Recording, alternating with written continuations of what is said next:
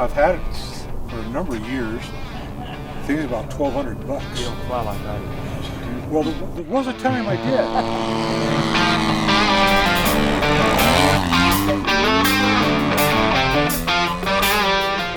This is my favorite out of 34 of them.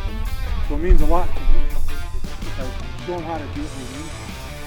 My name is just whoever is me in it. I'll just do a real quick flight.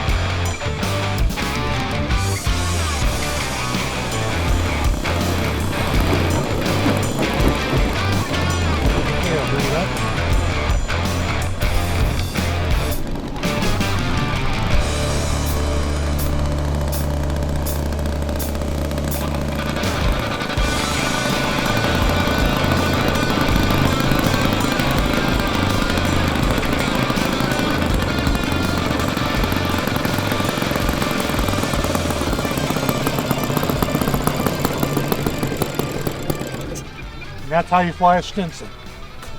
Flies like a charm. I don't get careless with it. When I first took her out on her first maiden flight, yeah, we do the loops and the stunts, okay? She did it. And after that, no more of that stuff. This is 182 flights on this, okay?